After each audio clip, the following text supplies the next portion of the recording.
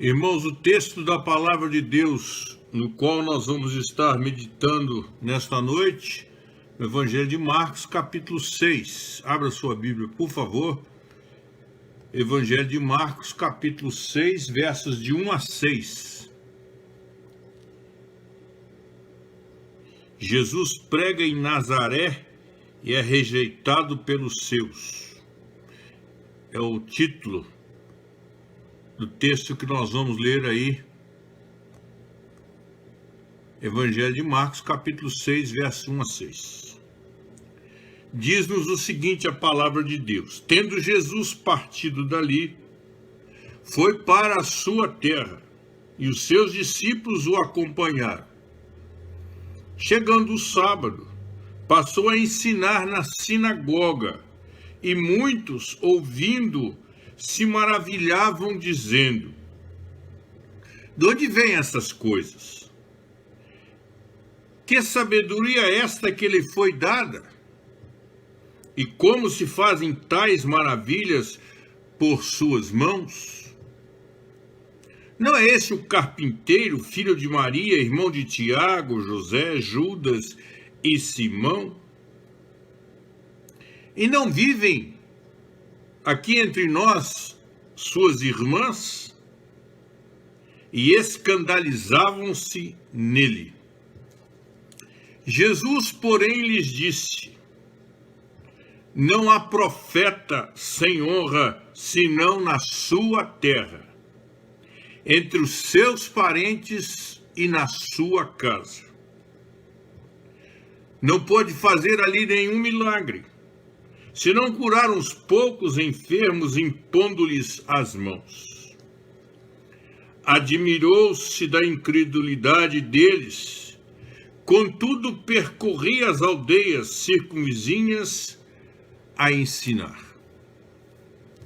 Que o Senhor Deus nos abençoe, irmãos, na meditação da sua palavra, no entendimento, no recebimento, que essa palavra seja útil na nossa vida, e nós possamos meditar nela e sairmos hoje mais ricos em conhecimento da palavra do que chegamos até aqui. Senhor, abençoa-nos. Abençoa-nos na meditação da tua palavra. Nós pedimos ao Senhor em nome de Jesus. Amém. Irmãos, esse texto da palavra de Deus nos mostra o Senhor Jesus Cristo em sua terra, na cidade em que ele foi criado, Nazaré. Quase sua cidade natal, porque Jesus viveu ali praticamente 30 anos. E esse texto nos deixa muito tristes por vermos a iniquidade do coração humano. Como é que o coração do homem é duro, difícil?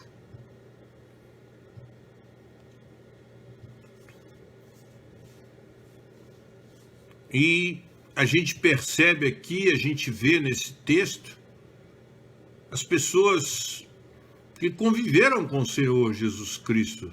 Jesus praticamente viveu em Nazaré 30 anos da sua vida. E mesmo assim as pessoas não creram em Jesus, escandalizaram-se nele. Nós gostaríamos de convidar os irmãos para nós olharmos para esse texto e aprendermos aqui algumas lições preciosas para a nossa vida.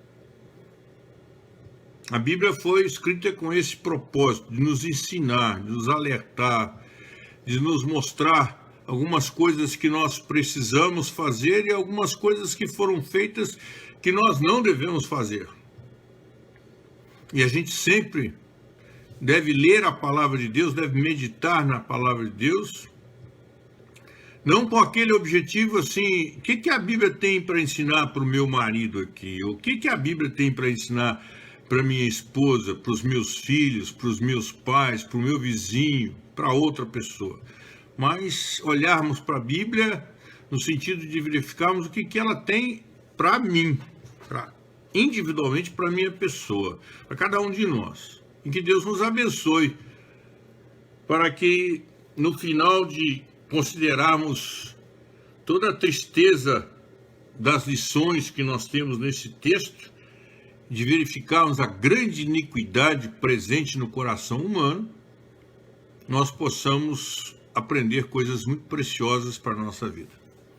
E a primeira lição que nós gostaríamos de destacar com os irmãos aqui neste momento, o primeiro aprendizado para nós aqui, irmãos, que nós gostaríamos de destacar, de verificar com os irmãos, quão inclinados estão os homens,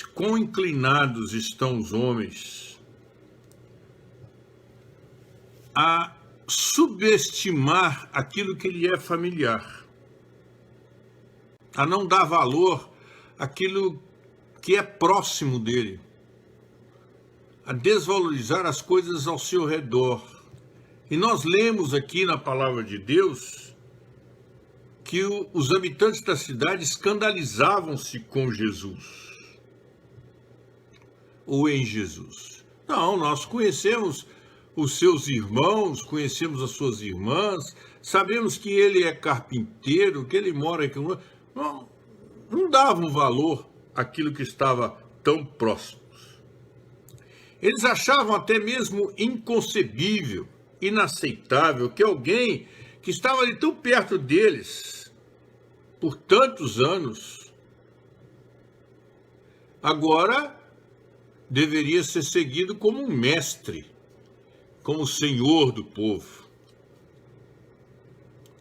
Mas a gente pode orar, a gente pode verificar, a gente pode ver que poucos lugares tiveram tantos privilégios como teve Nazaré. E nós já comentamos aqui hoje, e durante 30 anos, o Filho de Deus, Jesus Cristo, morou com eles, morou naquela cidade, percorreu as suas ruas.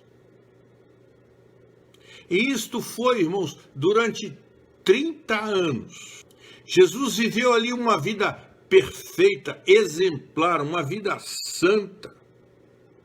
Mas isso não serviu de testemunho para eles. Eles não estavam preparados para crer no Evangelho. Quando Jesus, então, se apresenta a eles e põe a ensinar na sua sinagoga, eles não podiam acreditar que aquele moço, que eles conheciam tão bem, e que eles tinham convivido com ele durante todo o tempo, que comeram com ele, que beberam com ele, se vestiram como eles, reivindicasse ser o Filho de Deus. Então diz a Bíblia no versículo 3 do texto que nós lemos, olha aí na sua Bíblia o versículo 3, não é este o carpinteiro, filho de Maria, irmão de Tiago, José, Judas e Simão? E não vivem aqui entre nós suas irmãs? E diz-nos a palavra de Deus, e escandalizavam-se nele. Não aceitavam. Mas a gente olha para tudo isso e a gente não deve ficar nem um pouquinho surpreso, porque hoje acontece a mesma coisa. Aqui, aí perto da sua casa, na sua vizinhança, no seu ambiente de trabalho, não é diferente. A pregação do Evangelho é feita, as Escrituras são explicadas, a abundante graça de Deus é pregada, mas o homem subestima tudo isso, desconsidera tudo isso, não reconhecem Deus como Deus.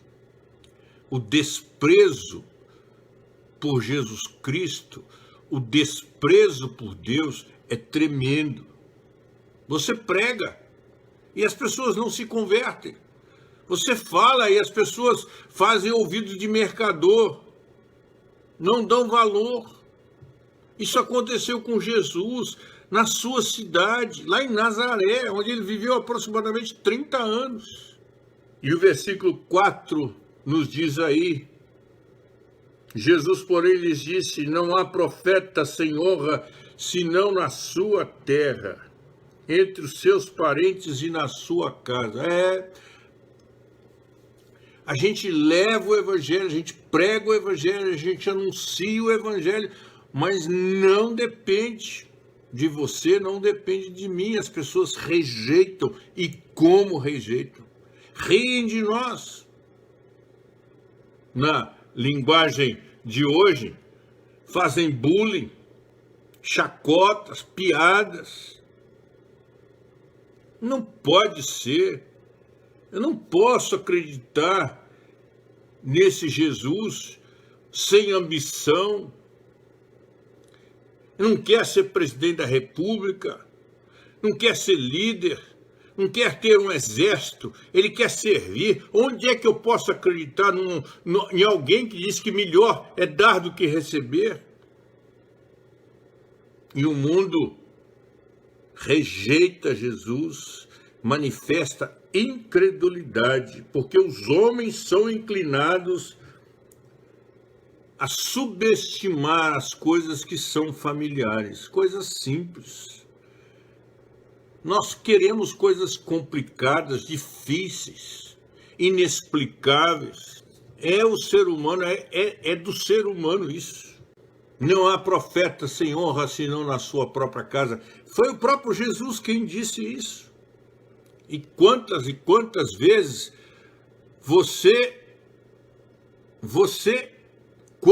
quantas vezes você tem sido testemunha dentro da sua casa e o seu testemunho é rejeitado? Você é considerado um bobo, eu sou considerado um bobo, perdendo as oportunidades, deixando de ganhar a vida. Quantas e quantas vezes? Porque é uma coisa normal no ser humano rejeitar aquilo que é simples. É por isso que o evangelho da graça não é tão aceito como o evangelho do mérito. Olha, Deus está te dando isso porque você merece. Puxa vida, hein? Eu mereço. Que coisa legal, que coisa fantástica. Mas Deus está me dando isso pela sua graça, por misericórdia, por compaixão. Não, eu não quero ser um coitadinho, não quero ser um pobre coitado. Mas não é isso. Nós rejeitamos, o ser humano rejeita o simples, rejeita a graça, porque ele busca o mérito. Isso é o padrão do ser humano. Eu quero ter o direito de escolher. Eu quero ter o direito de escolher. Dizem. A gente olha para esse texto e diz: não, o povo de Nazaré, não podemos aceitar esse aqui, os seus ensinos. Agora ele vem aqui para a sinagoga querendo nos ensinar. É o carpinteiro, o filho de José, o filho de Maria. Nós conhecemos seus irmãos, Tiago, José, Judas e Simão. Conhecemos as suas irmãs, sabemos onde ele mora. Ele mora ali naquela rua ali, logo ali. Mora logo ali naquela rua. Que tristeza, irmãos. Rejeitam Jesus porque Jesus não tem um belo discurso. Jesus nunca foi alguém de discurso. Nunca tentou dar jeitinho nas coisas. Como nós dizemos, para Jesus sempre pau foi pau e pedra foi pedra. E a gente tem que olhar para esse texto e aprender e compreender e assimilar para a nossa vida que os homens são inclinados a subestimar, a desvalorizar, e por isso eles desvalorizam o evangelho, o ensino de Jesus. Porque o ensino de Jesus não está voltado para o dinheiro. Não está. Não está. O ensino de Jesus não está voltado para o sucesso. Quanta gente querendo sucesso. Jesus não nos chama ao sucesso, Jesus nos chama à vitória, diferente.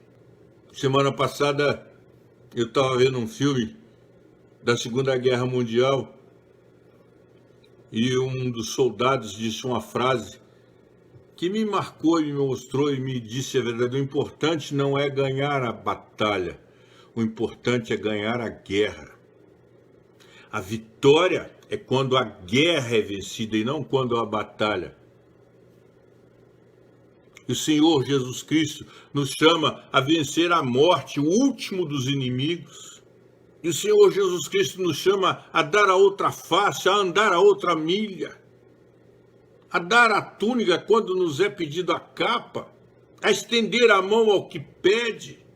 O Evangelho de Jesus é um evangelho de uma simplicidade muito grande, e por ser simples,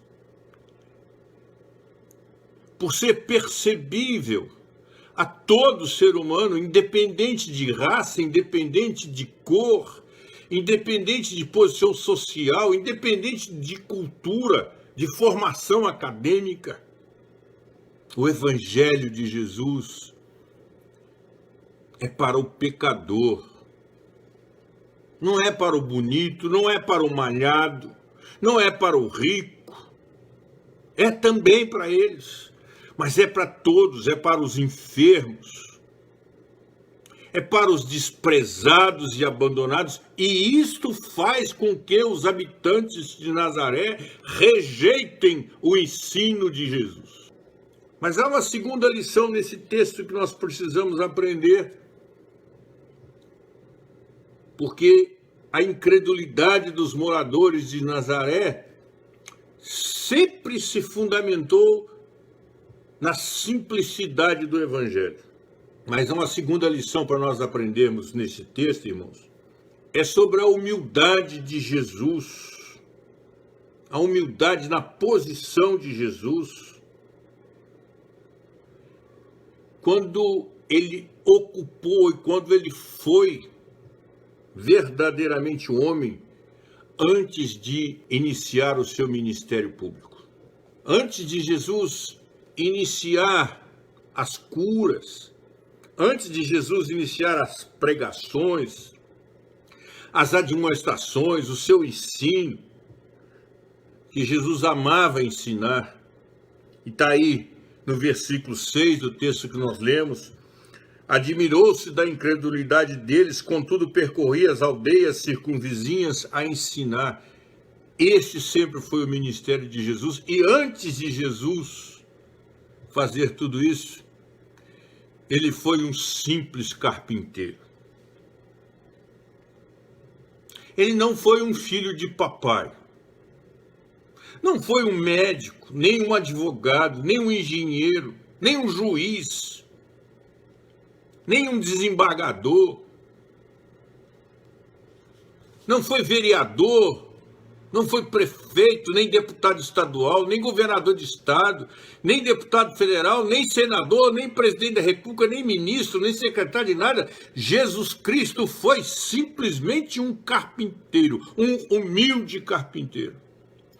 E como é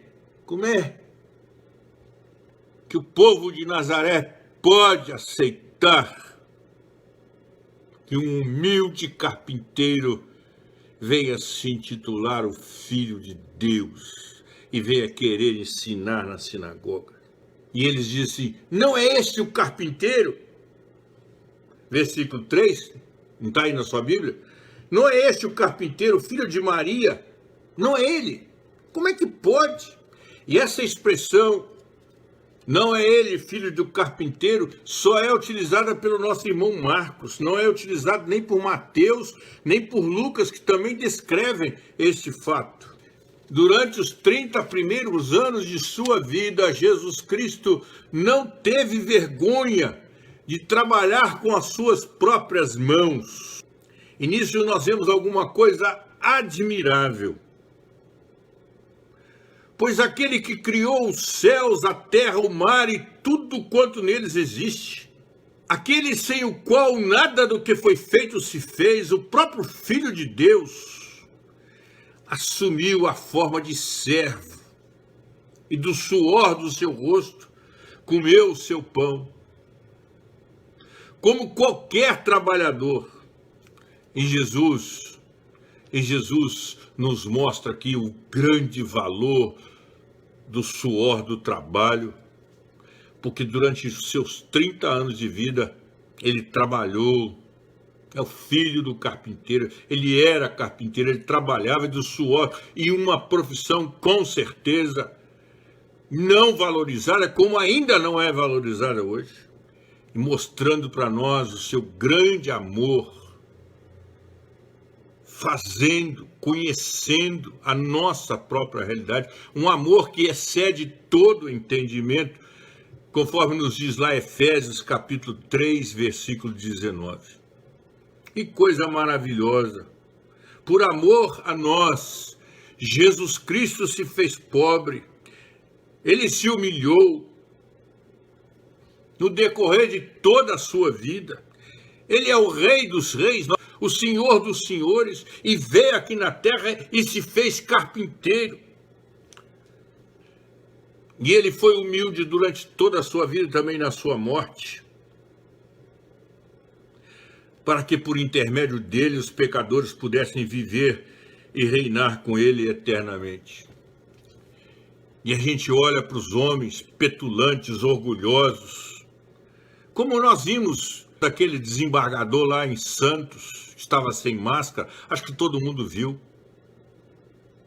Acha porque fez um concurso, fez uma faculdade, fez um concurso, passou, agora se tornou um juiz, com o tempo é promovido a um desembargador, pode ofender, pode ferir, machucar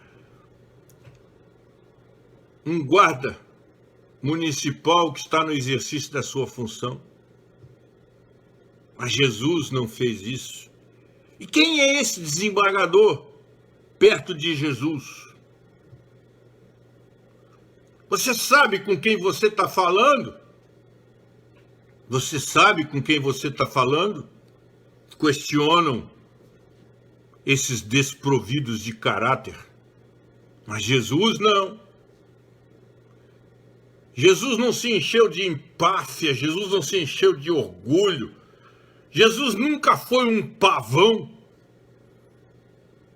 Ele foi humilde, trabalhou como carpinteiro durante 30 anos, quase, desde a sua infância, para com o suor do seu rosto, valorizar o trabalho e mostrar para você e para mim que ser humilde, ser pobre não é pecado.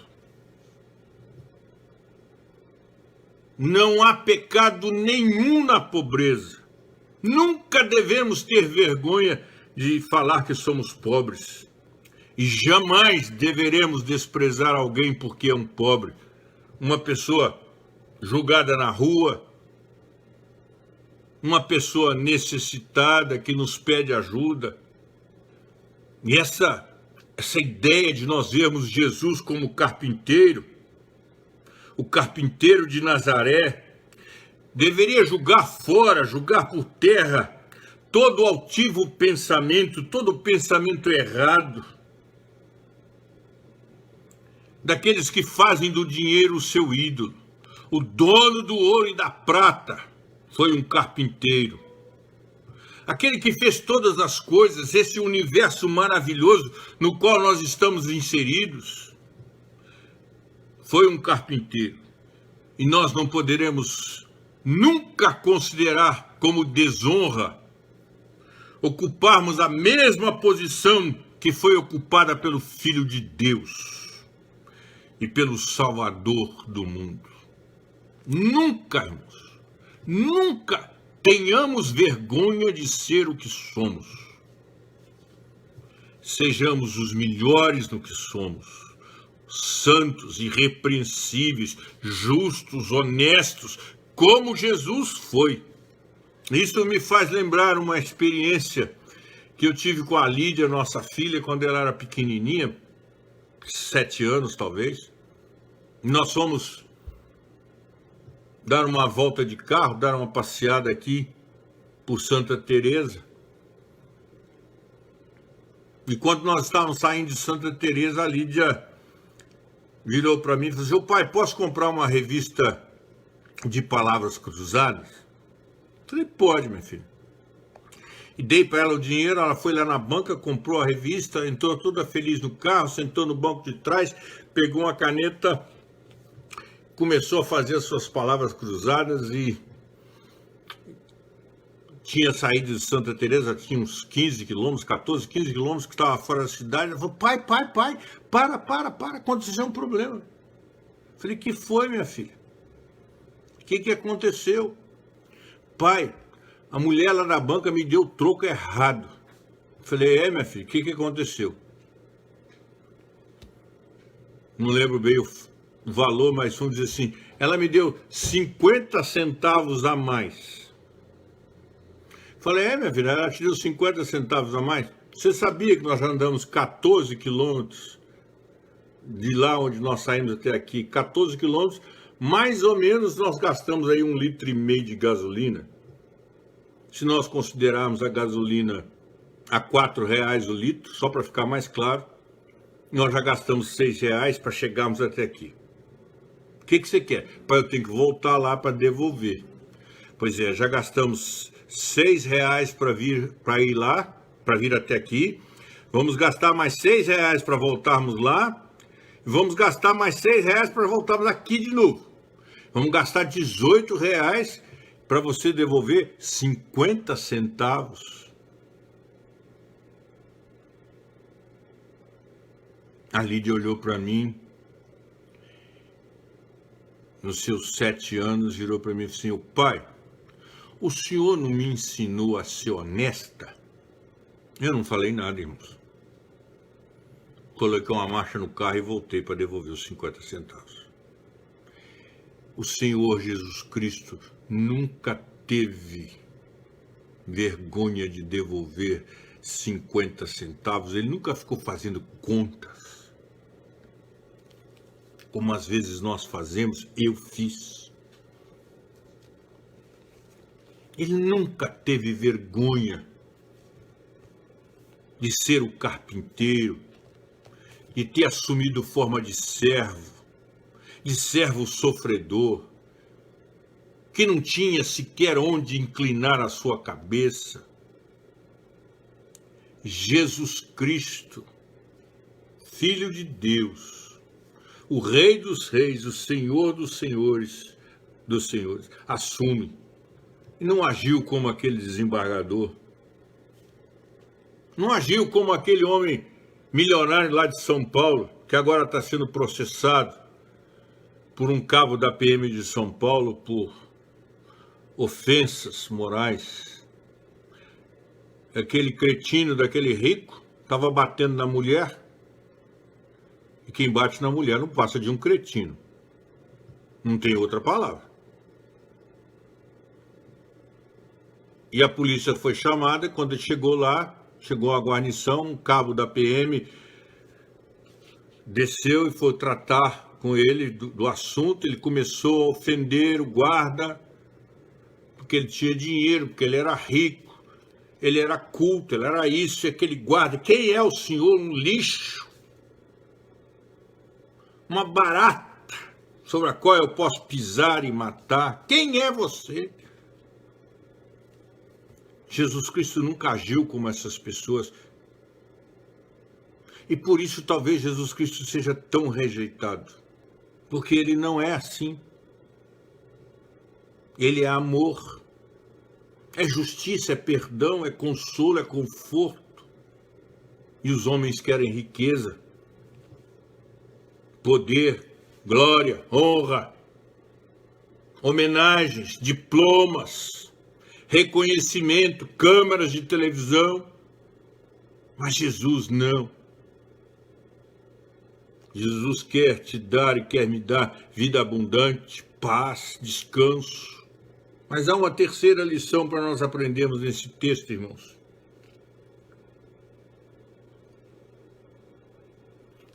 E essa lição nos fala de quão horrível é o pecado da incredulidade. Quão horrível é o pecado da incredulidade. As pessoas veem, assistem, presenciam, conhecem, leem, mas não creem.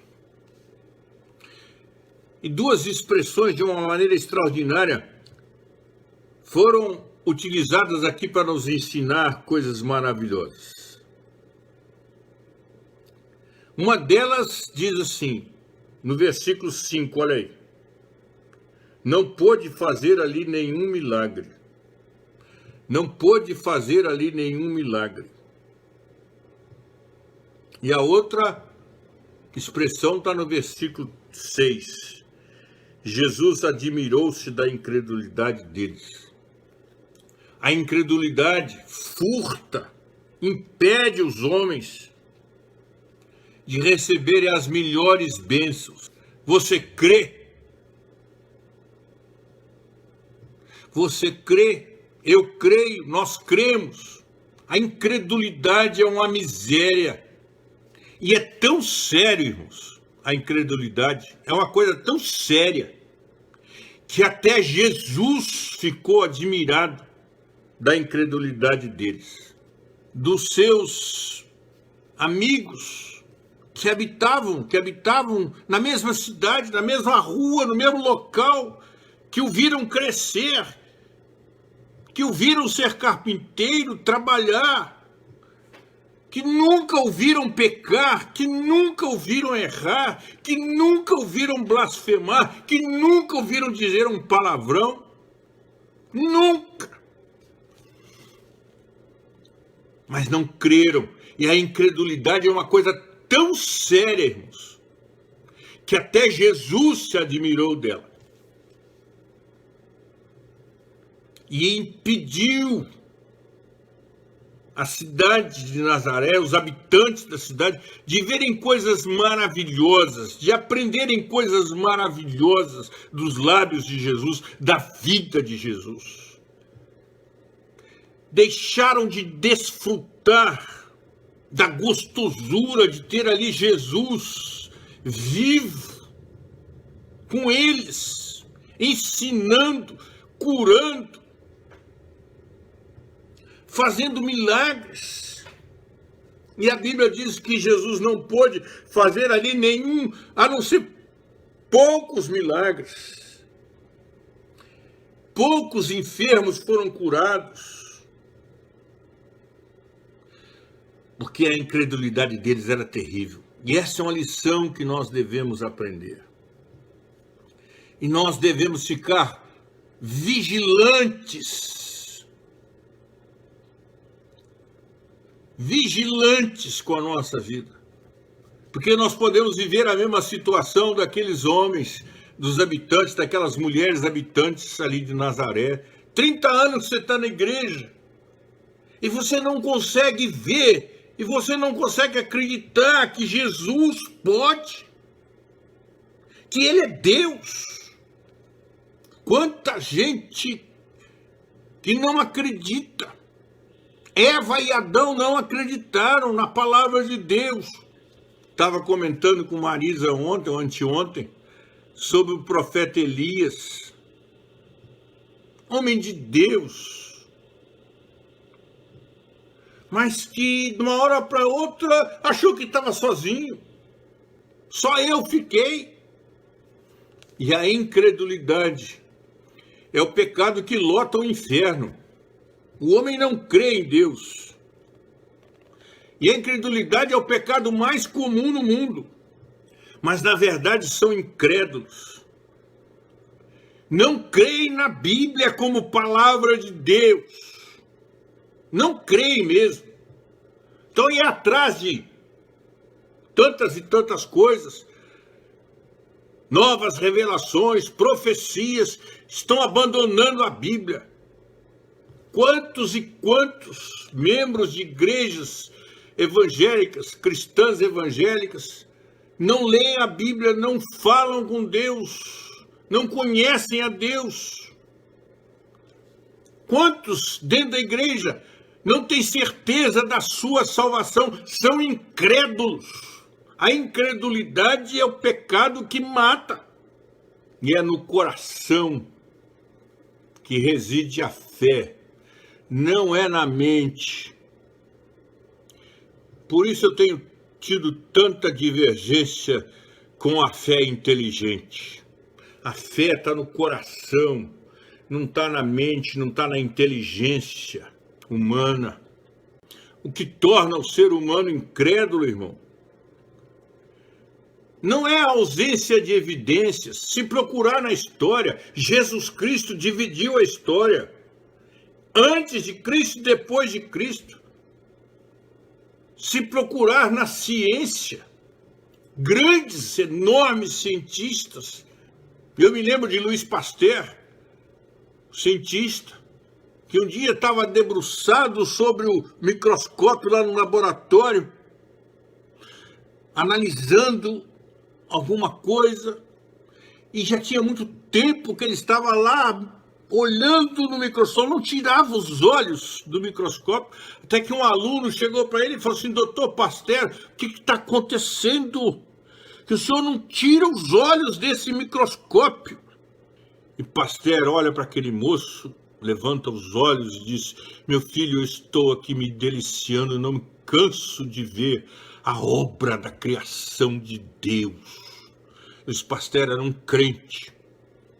Não me canso de ver a obra da criação de Deus. Que coisa fantástica esse Deus. Deus se admira, fica admirado com a incredulidade do homem, que tem tudo isso. Os céus proclamam a glória de Deus. O firmamento anuncia as obras das suas mãos. Um dia discursa a outro dia, uma noite revela conhecimento a outra noite. Não há linguagem, não há palavra, deles não se faz ouvir nenhum som. Mas por toda a terra se faz ouvir a sua voz. Não é por falta de prova científica, de escavação, de procura, não é, irmãos. O que falta é fé. A incredulidade é a ausência de fé. E fé é dom de Deus. É dádiva de Deus. Aí nós voltamos lá no início. É graça. É graça. E os discípulos tão conscientes disso. Oraram ao Senhor e clamaram ao Senhor. Está lá em Lucas, você pode abrir a sua Bíblia e confirmar. Lá em Lucas capítulo 17, versículo 5. Senhor, aumenta a nossa fé. Dá mais fé para a gente, Senhor. Nós precisamos mais. Não não podemos ser incrédulos. Será que o que Jesus fez, Jesus não faz mais? Ou nós vamos tirar da Bíblia que ele é o mesmo ontem, hoje e será para todo sempre? Isso não vale mais. Quanta gente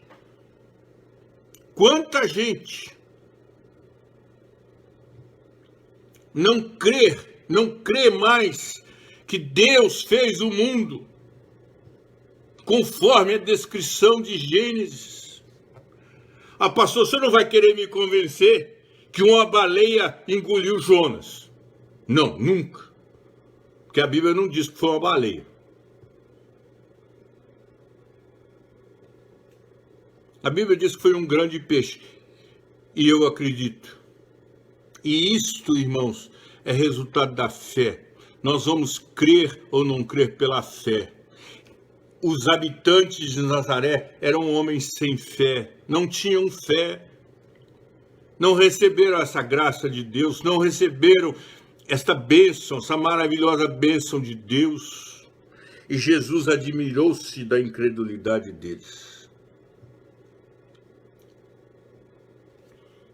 E nós precisamos ficar atentos, irmãos, porque diz que água mole em pedra dura, tanto bate até que fura. Tem sido julgado sobre as nossas vidas tanto ensinamento errado, que nós queremos ser como Tomé. Se eu não te tocar, se eu não for aí, Jesus, enfiar o dedo no buraco da sua mão, eu não vou crer. Tem muita gente agindo assim, irmãos, ensinando que tem que ser assim, tem que ser provado em laboratório para todo mundo, para você e para mim. 2 mais 2 é 4, verdade? Para Deus não. Porque se você tiver 2 pães e 2 peixinhos, Deus pode multiplicar, não vão ser 4. E ainda vai sobrar cestos cheios, ou isso não vai acontecer.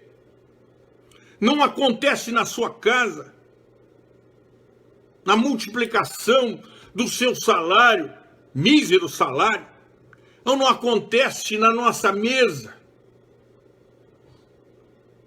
no nosso vestir, no socorro de saúde. Para Deus, 2 mais 2 não necessariamente é 4. Porque Ele é o dono da matemática. Ele é o criador do 2, Ele é o criador do mais, Ele é o criador do 4. E a nossa chamada, irmãos, convite bíblico para nós hoje é: Senhor, aumenta a nossa fé. Aumenta a nossa fé. Quando nós lermos a Bíblia, irmãos, e temos que ler, e precisamos ler, e precisamos estudar a Bíblia, e quando lermos a Bíblia, entendemos que essa palavra é viva, ela é viva. Ela não é um amontoado de letras, de vírgulas, de exclamação, de ponto. Não, não é.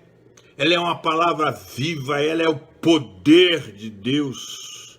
Como disse o apóstolo Paulo, eu não me envergonho do Evangelho, porque ele é o poder de Deus para a salvação, e eu preciso crer nisso, e crendo nisso, viver isso, desfrutar disso. Eu quero encerrar esse nosso momento, irmãos, dizendo para os irmãos que há muita coisa no Evangelho que nós não podemos entender e nem podemos explicar. Mas o que está na Bíblia aqui não é para nós explicarmos, é para nós desfrutarmos.